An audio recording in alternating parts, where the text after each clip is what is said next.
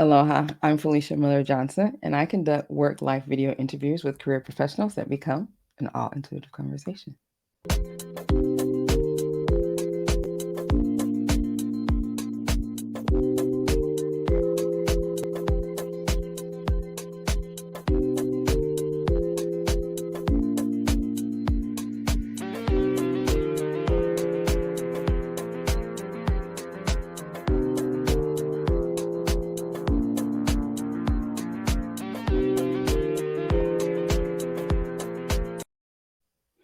Aloha, and welcome to another episode of All Intuitive Conversation. Today, I'm going to be connecting with Dawn.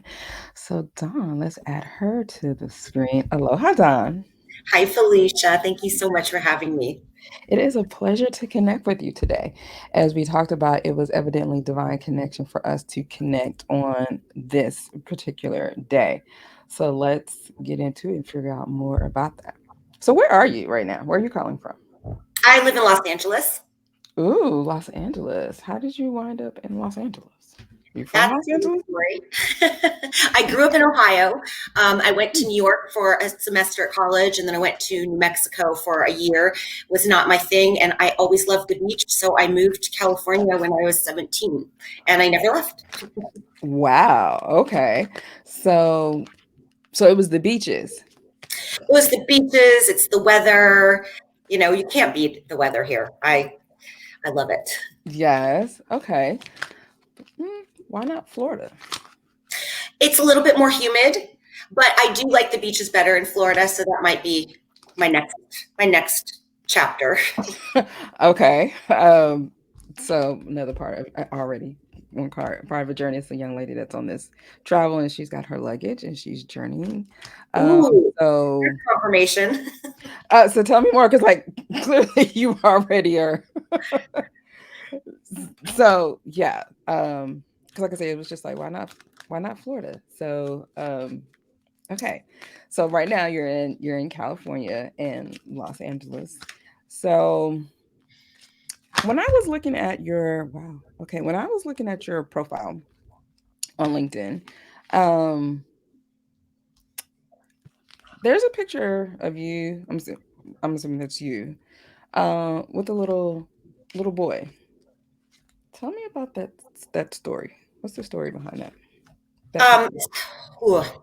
So about 6 years ago, it was 2017, I went to Africa for the first time. I've gone 5 times now, Okay. and it literally changed my life. I was in an unhappy marriage. I knew my marriage it was ending.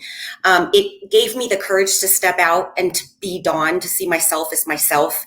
And those children taught me so much about love and compassion and generosity and just joy from your soul. Even while they're struggling for basic necessities, they still have joy.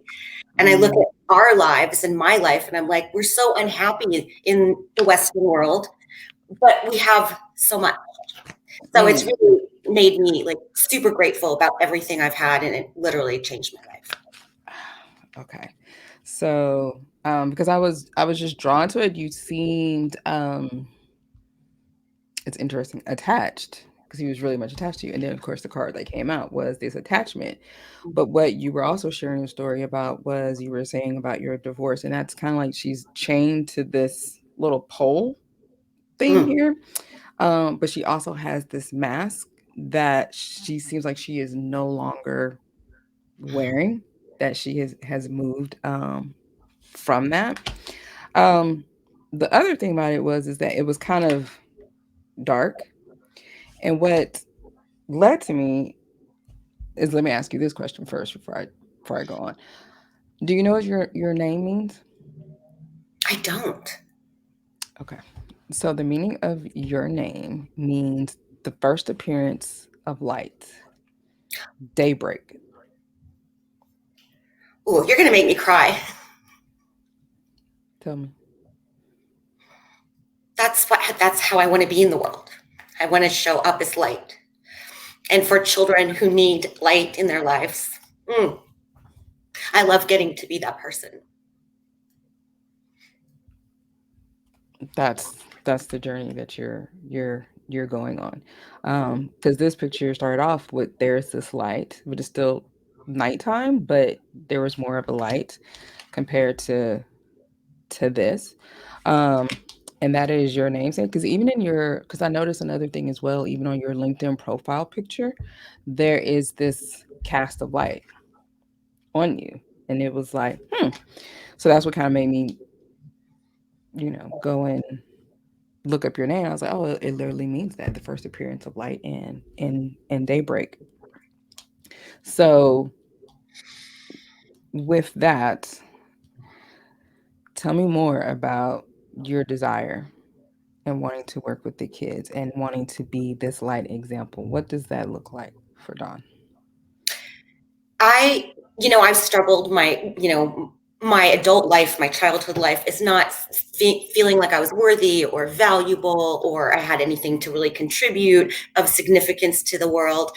Hmm. And because of that, I feel like I don't want another child to feel like that. A child doesn't have to be my child. Uh-oh, Any hold on, person, Dawn. I don't want any Wait, yeah, human okay, to hold walk on. on this earth. Dawn, are you still there? Your internet kind of went out. Am I? There, Yeah. there, you're there. Oh, I'm so Okay. sorry. No, you're fine. It's not the first time, but that's okay. But evidently you were meant to say it again.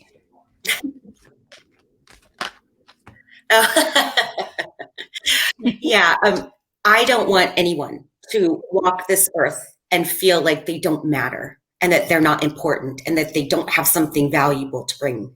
And I especially love telling children that because I was that child once, and so that drives everything that I do. Mm. Well, it's connected because when you were sharing that story, the next card that came out talks about tension. And it says release. The trigger statement for this says, I have nothing left. The true statement says, I nurture myself. It says, Dear one, it's time to settle. Create a sacred space where you can be. In that place of rest, healing will unfold. So, um, chill. So next to, because that came right after the whole attachment. What is it that you're feeling like you want to heal from? What do you need to Oh release? boy.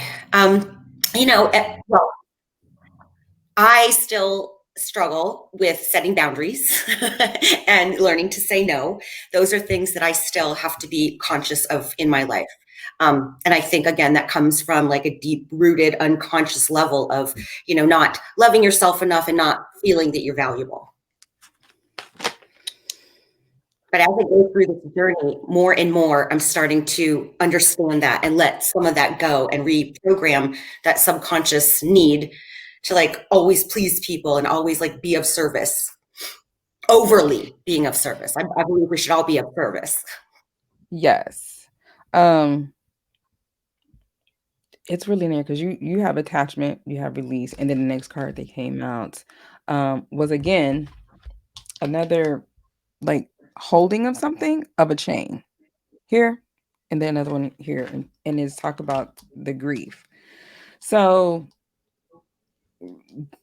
tell me what made you get into this whole situation thinking you need to people please and tell people Yeah, I yes mean, I've all the time. done a lot of thought on that. And I think it comes Uh-huh. from growing up with, a mother that didn't really nurture me, nurture my needs. Like if something happened, I got hurt, instead of going to her, I would hide because I would get in trouble, so Mm, constantly having needs like that not meant in my subconscious young little mind thought that my needs weren't important.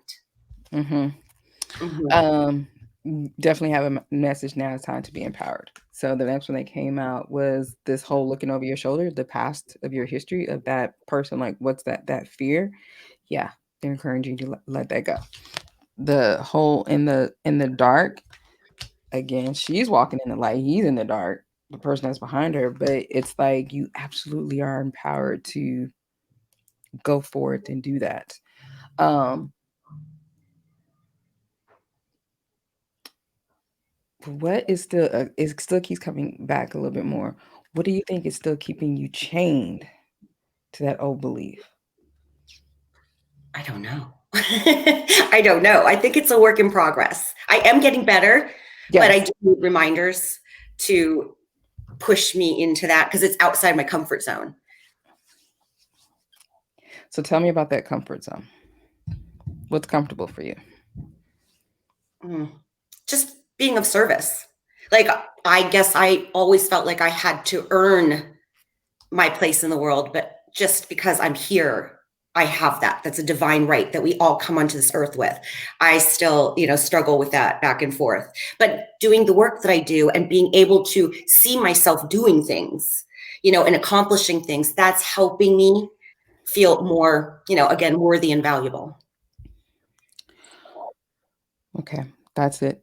What if I told you if you do those things, don't do those things, you're still worthy and valuable? I know.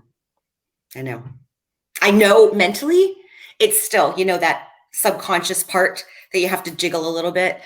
I know it mentally. And I didn't used to know it mentally. So I'm making progress. Yes, yes. That's like the last little crick in your chain. That's pulling you is that you do not have to do anything. Just Hmm. be who you are. And it's like I can see how that can sometimes get, connected with the whole I I feel good when I do this. I know it's of service. But yet, is it something that just thinking about the next time, is it the validation? Like I said, because that's what you just said, it's like the validation, like, yes, that's a good, good job kind of thing. And it's like you don't even need to do that. Mm, Just do it for the simple love, the simple joy, the simple passion that you have, but not because it's going to replace something that you didn't get or have hmm. in the past. You know what I mean? So it's Yeah. like you're totally fine there. Yeah. Okay. So what else do you do to bring light and joy into the world? Um, I have a line of merchandise with like cute sayings, reminders for all of us that we can be the change we wish to see in the world. Yes. Be love, be kind, be happy, things, surrender, those kind of reminders for all of us. So that makes me happy getting to create, getting to like, make Yes. things, and that's fun. I love dogs. I spend as much time with dogs as I possibly can. So the whole animal kingdom in the spirit. Tell me more about your sayings. Oh my goodness. It's funny, you have the cards and everything, and I have a set of cards that I created, and I always pull them before I do a podcast. Yes. So you said that you were pulling cards for the podcast. I was like, oh my gosh, this is so in alignment. And the card I picked today, it said, if I knew I could not fail, what would I do? If I lived without fear, what could I accomplish? So like being able, those are things like reminding us, like to surrender, flow, give it to God, just be, Yes. be ourselves, be genuine and show up in the world the way we are. We don't have to be like what anybody else wants us to be. Like it's our life and our journey. Those kind of reminders. Yes. I love that. So did you answer that question? Which, The one on your card today before you pulled, did you answer that question? you know what? I don't know that well, there might be something out there that haven't done yet, but I always think like when you do the scary thing, like leaving an almost 30-year marriage, that was scary, for a whole list of reasons. But when you do the scary thing, your life changes in the most phenomenal ways. Hmm. So I am doing some of the scary things, and I'm sure there's going to be more scary things, like maybe moving to Florida. I'm about to say because you're taking me absolutely. You're taking me back to Florida. So tell me about, have you envisioned or taken a trip or have a particular spot in mind? It is so funny that you say that. Literally the last couple years now, my daughters are 32 and 31. And Mhm. so I kind of want to see where they end up and where they settle before I make my next big, transition. But I'm looking someplace like the Caribbean or Costa Rica or Florida, because it's always like pulled to my soul. My mom's from Trinidad, so I think it's in my Yes. blood. Yes. Uh-huh. Yeah. Um, yeah, continue to explore that. So you were saying, okay.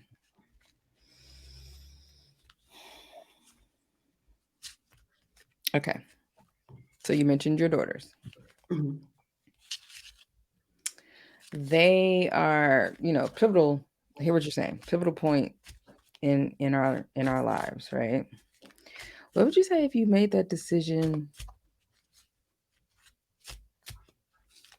beforehand? Like if you didn't factor that as much as high. Mm. Yeah, I probably would have already done it. I mean, when I raised my girls in California and my family was in Ohio.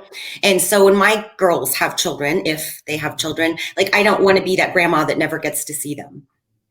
So, Hmm. that is definitely part of, my thought process. And being a grandma, I can't wait for that. I'm super excited about that possibility. Yes. Okay, so the attractor card, it came up. It says, I am patient, knowing that whatever is of the highest good is coming to me. Mhm. But notice it's a pregnant woman. Oh, that's past.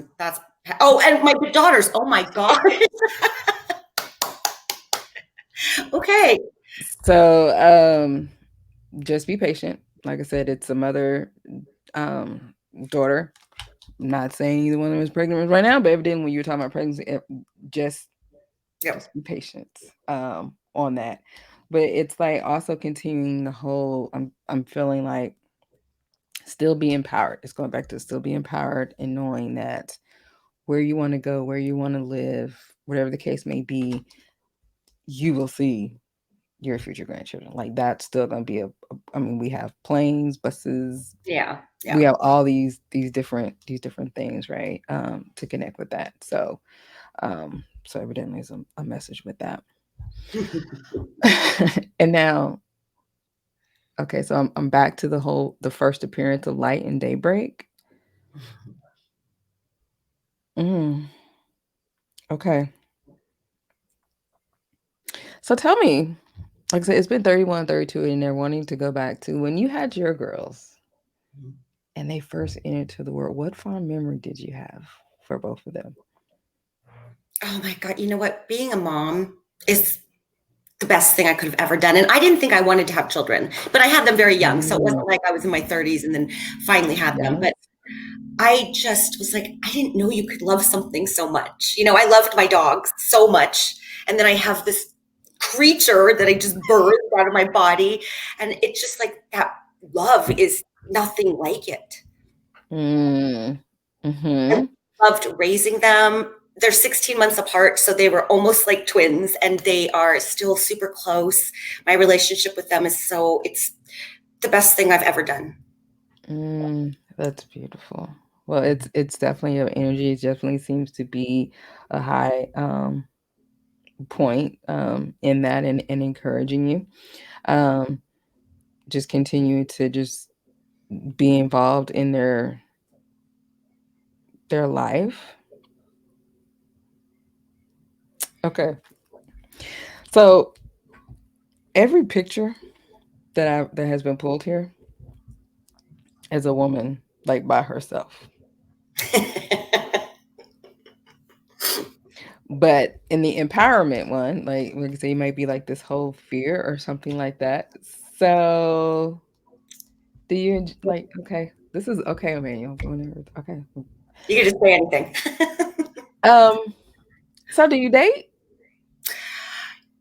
Yeah, a little here and there. I think that's really interesting because I was married for almost 30 years, but I saw myself more as a mom to my girls than a wife. I Mm, don't know if I'm supposed to be with somebody or not. If it happens, I'm going to be grateful, but if it doesn't, I'm happy in my life. So again, I surrender a lot and just say, God, you know what? Whatever's in my highest and greatest good, I know you've got me. so it goes back to again, I am patient, knowing that whatever is of the highest good is coming to me. Hmm. Um, mm, just be just be open to that. Mm. Hmm. Have fun with it. Don't have a person or anything like that. But you'll just be empowered. But I was just wondering, I was like, okay, I know that may seem a little, but it was told to ask kind of thing. So As we continue to kind of getting to know each other, and as we're, kind of wrapping down, high is good keeps coming out. So tell me, as you think about Dawn and your legacy, future generations, what do you hope that your highest good, your contribution would be to society? To help people love more, to help people. I don't like suffering, any type of suffering, whether it's physical suffering or spiritual or mental. I want to help people so that I want them to remember me, like that I made a difference in their life. Yes. Well, I think you have already, because like I said, you have your daughters. You have like this very much of a motherly instinct. Because like I said, when I looked at the young little boy that was on your picture, I felt the love and the energy. So you're definitely um, doing that. So you definitely do have this whole motherly energy, because the next thing that came up was gratitude. Mm. And again, another female is back there. And then in the back, it says, the hand holding, like the caring for this. So evidently, I am being encouraged to read this one to you. So it's funny because it says last quarter. So it's talking about like, what is this legacy you want to have in the future? And it says gratitude. Be where you are and be thankful. There is always something to be grateful for, no matter your suffering. So you were just talking about like you don't want suffering in this world, at all. So it's just like, okay. Mhm. Gratitude raises a lower vibration to a higher one. Do not allow yourself to be surrounded by too many negative people. Life is conspiring for you. I joyfully turn my attention to what I am grateful for. As we enter the last quarter moon on the lunar cycle, the energies begin to turn towards surrender and release. Release. The attachments. Release. And it says, to let go of what you no longer need. It behooves you to pay attention to what we have right now, both positive and negative. This attention paying and focus allows you to wisely discern and to be grateful for all of it. Yes, all of it.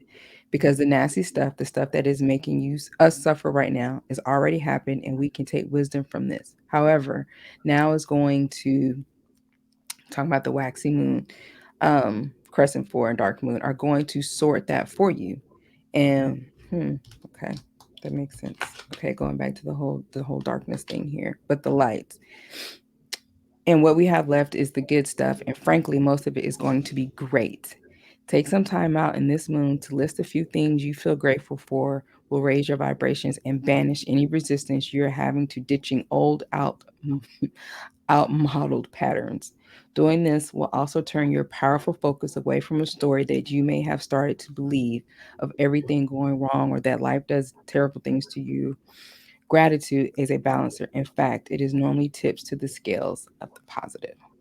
So it goes back to when he was asking, what's that last little piece, that last little attachment that's like pulling your chain?